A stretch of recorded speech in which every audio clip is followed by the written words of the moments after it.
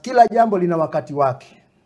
Kama alivyosema Mheshimiwa Sefu pale, haujafika wakati wa Zanzibar kuwa na njia sita, sehemu ambayo haina mahitaji ya njia sita, na lengo liko wazi kwamba ni kwa ajili ya AFCON ambayo inadumu kwa miezi michache. Kwa hiyo sisi hatupingi ile gharama kama gharama, tunapinga uhalali wa kuizungumza kwanza. Sisi hapa press ya leo ni tupate data sahihi, lakini ukiniuliza kwenye gharama hazilingani na uhalisia, ingawa hilo ni nje ya press ya leo.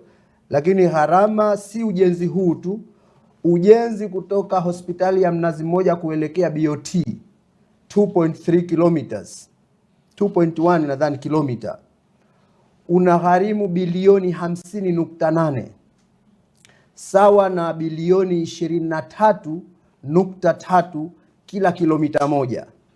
Barabara kama hiyo, viwango kama hivyo, upana kama huo 6x6, Dodoma inayoelekea Ikulu inagharimu bilioni 7 kwa kilomita moja.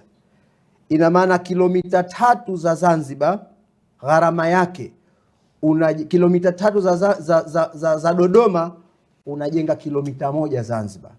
Kwa hiyo tukienda mambo ya gharama, hapa ni darsa nyingine kubwa kwa Zanzibar. Miradi mingi gharama hailingani, kuna upigaji mkubwa tunaweza kusema ulio dhahiri.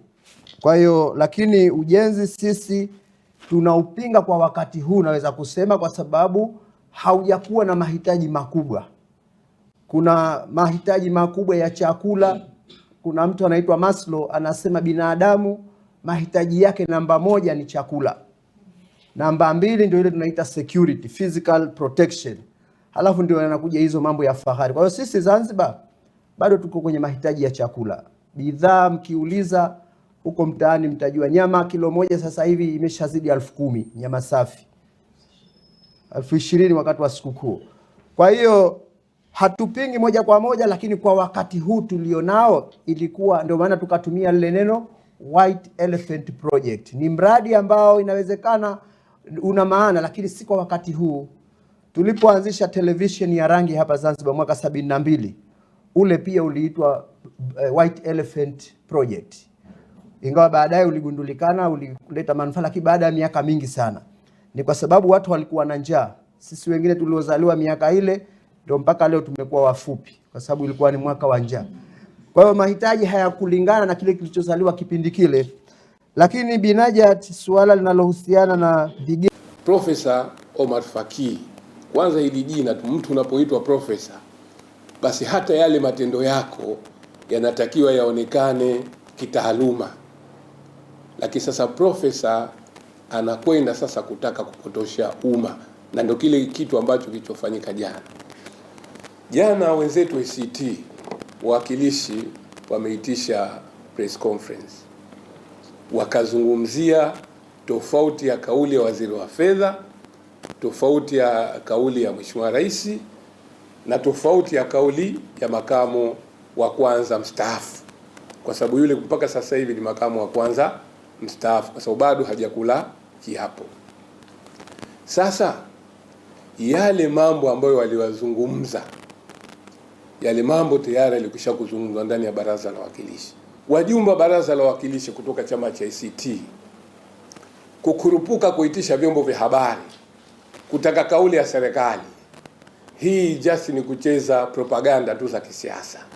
Serikali kwa mujibu wa katiba ya Zanzibar 43(5) ambayo niloisoma sasa hivi, sisi serikali tunawajibika kwa Baraza la Wawakilishi, hatuwajibiki kwa waandishi wa habari. Kwa sasa wao wanaposema kwamba tutoke kwa wananchi tutoe tamko la serikali, sisi tamko la serikali tumeshalitoa kwenye Baraza la Wawakilishi, na wao sasa kama walikuwa wana hoja ya kuihoji serikali, kama kuna tofauti ya kauli, walikuwa wakahoji ndani ya Baraza la Wawakilishi. Ndani ya Baraza la Wawakilishi wana haki zote. Matokezeo yao wao, baada ya kutumia haki yao ndani ya Baraza la Wawakilishi, kama mlikuwepo waandishi wa habari, kama mnafuatilia, wao siku ya kupitisha bajeti waliamua ku walk out, wakatoka. Kwa maana hiyo yale mambo ya msingi kikatiba wanayakimbia, wanarudi huko kwa wananchi kuja kuwachanganya wananchi kwa ajili ya propaganda. Kwa hiyo wao kama wanataka kauli ya serikali wapeleke hoja zao barazani na serikali tutajibu, kwa sababu ukijibu katika vyombo vya habari huku utakuwa unajibu, lakini bado wanabakia hewani, lakini kule wao wana nafasi kubwa ya kuweza kutuwajibisha. Sasa kuhusu upotoshaji ambao unaendelea, gharama kiasi gani zitatumika kwa serikali sio issue. Issue nini madhumuni ya hizo gharama kutumika. Kama mtakumbuka mwaka 1990 mpaka 95 serikali ya mapinduzi ya Zanzibar, serikali ya awamu ya 5 ya Dr. Salmini Amur Juma alitangaza maeneo huru ya kiuchumi. Alitangaza eneo la Fumba, alitangaza eneo la Micheweni. Serikali inapotangaza maeneo huru ya kiuchumi, maeneo yale yanakuwa yanawekwa kwa maksudi, ni maeneo ambayo serikali imewekeza kwa ajili ya uwekezaji. Taukia wakati wa Dr. Salmini maeneo yale yamekaa, hayakuendelezwa mpaka wakati walipokuja kuanzisha mradi wao ile kampuni ya CPS, wale Fumba Town Development, ambao wale Wajerumani ambao wamejenga yale majengo pale, ambao sasa hivi kuna mji pale Fumba. Lakini vile vile na Baharesa baadaye na yeye akaja akaekeza pale katika eneo la Baharesa. Nafikiri wawekezaji waliojitokeza walikuwa ni wawili tu, CPS Fumba pamoja na Baharesa. Eneo ambalo lililobakia lilikuwa linasubiri uwekezaji, linasubiri wawekezaji. Maeneo yale tumepita awamu ya 5, tumepita awamu ya 6, tumepita awamu ya 7, awamu ya 8 ya Dr.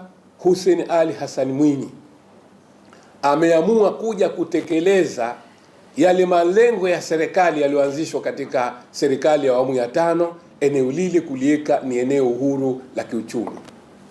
Kwa hiyo serikali kitu ambacho ilichokifanya, tunapeleka miundombinu ya barabara.